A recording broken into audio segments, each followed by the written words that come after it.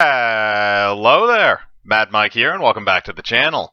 And today we're going to be talking about kind of not necessarily a fan cast, but kind of who will be the next James Bond after Daniel Craig retires from the role following No Time to Die. And there's been a lot of people that have been in the mix for this over the years. It's been a big buzzworthy thing for at least the last 2 to 3 years now, because Craig has been saying how much that he wants to leave the role.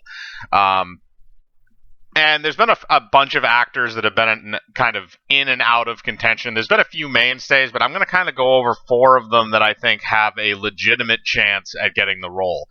Now, the first one is going to be kind of interesting because it's going to be kind of a duality thing, because both of these actors both have similar strengths and similar weaknesses when it comes to the role. And that is James McAvoy and Nicholas Hoult.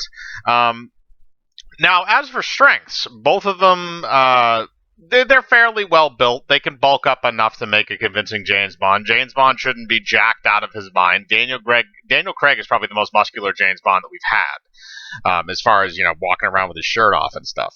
But I don't think it's 100% necessary. They just need to be physically fit and they need to be somewhat muscular. So it does make sense. Now, I think that they both exhibit that. I think they're both English, which, again, is kind of something that you have to have, although I think James McAvoy might be Irish, but he can pull off a very convincing English accent. If you've ever seen him in any of the X-Men films from Fox, he's able to do that fairly well. And Nicholas Hoult, who is English. Now, those are strengths. In addition to that, their schedules are both pretty open right now because the Fox X-Men franchise has ended.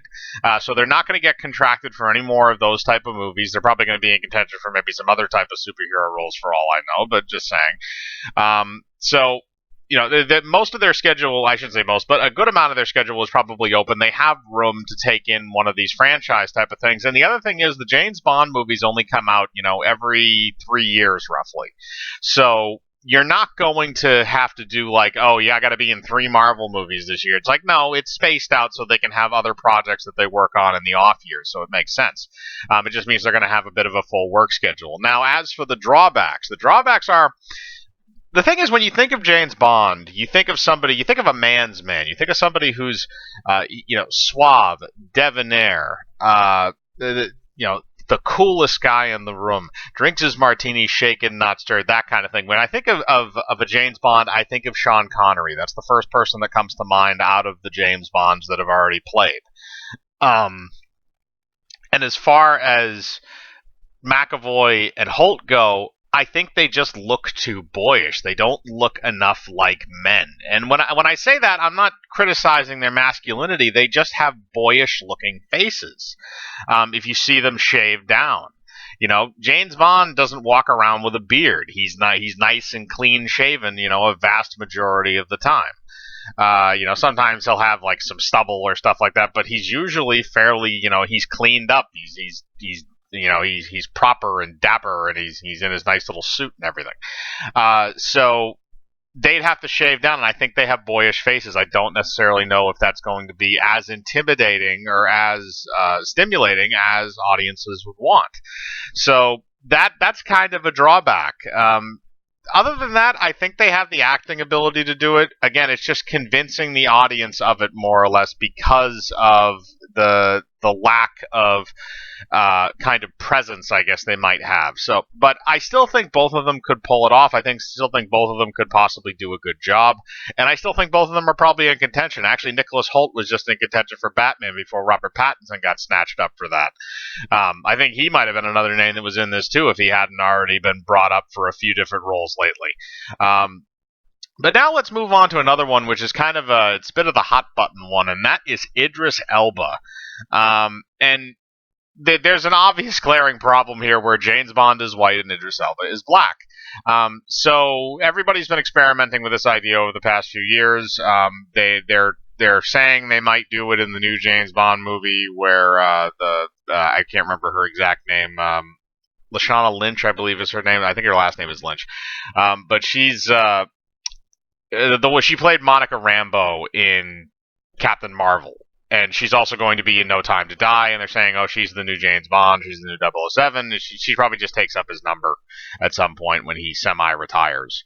And then he gets it back immediately after, and she's just in the movie with him as kind of like a foil, so it makes a bit more sense. But they've been tooling around with that idea for a while, and I think you're going to have a lot of baggage that comes with it, because the hardcore fans are not going to like it.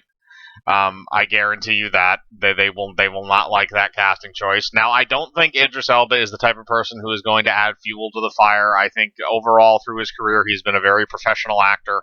I don't think he has any outrageous Twitter beefs or anything like that. He doesn't go on there and troll people and act like a douchebag. He's relatively respectful from what I can tell. So I mean, I don't think he's going to make that situation worse. I think if anything, he's going to make it better. So you can make it through the PR stuff, but that's going to follow you the whole way. It's not going to end. Those hardcore fans are going to chase after you forever if you do it. And again, I don't necessarily think that it's a bad idea. He does have the physical presence that is needed. I think he has the physical features that are needed.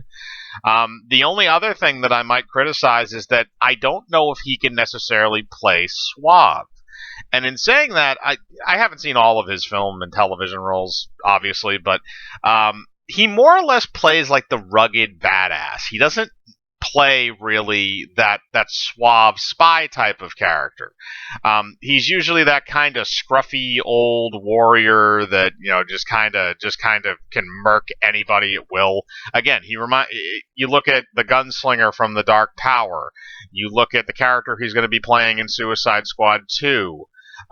You look at he played Rook in The Losers. You look at those type of characters. That's really his niche. That's what he does, and they're not necessarily good characters either. They can be on both sides of the fence. So it is nice that he can play that bit of a duality. But at the same time, I would like to see him play suave. I would like to see something where he plays suave, as opposed to just kind of fuck you, that kind of a character. So that's really the only thing that's kind of up in the air for me with him, as well as the race swapping issue. But I think he's probably the least likely out of these four to get this, even though I did mention Holt and McAvoy first. It was mostly just because they had a duality of both strengths and weaknesses. But now we're going to get to the one that I actually think is probably going to get the role, and that is Henry Cavill. Now, Henry Cavill has everything that I described. If you're doing it like me and you're looking at Sean Connery, he has a strong jawline. He has that manly look about him. He has very broad shoulders. He has a very big chest. He looks very good in a suit. He's done the spy thing before because he's done The Man from U.N.C.L.E., which was a spy thriller. So he's played that type of a character before, as well as Mission Impossible, the previous one as well. So he's familiar with those kinds of characters, and he can play them well. Now, in addition to that, he's also a fairly good actor. I think he has a decent amount of acting chops. He was on The Tudors very early in his career, which he did a very good job on. That's how he got the Superman job mostly. And the only problem that really exists with Cavill is, can he make room in the schedule? Because he has a lot on his plate right now. He's still the DCEU's Superman. He stated that he has not left that role, so he's still involved in that. He is currently doing The Witcher Season 2, which I'm assuming if that does well, that'll probably get a Season 3, so he'll be tied up with that, as well as he's also doing Enola Holmes, which is another Netflix series, which just premiered, which I think is doing relatively well, which may also get a second season, so he's going to be busy with that, plus any other projects that he might have on the table. So it's going to be a little bit difficult getting him in, but at the same time, you can schedule this. If you get him now, you can schedule this for 2 or 3 years down the road, so he can have his schedule clear, and that will work, and maybe give a little bit of a time gap in between the Craig Bond and the Cavill Bond. So I could see everything else working out, but I think he is a perfect choice. He fits the physical mold exactly. He is a British actor. He is a good actor, and he has played similar roles in the past. I don't think there's anybody that you can get out there that is going to be better than Henry Cavill at the moment. But That's just my personal opinion.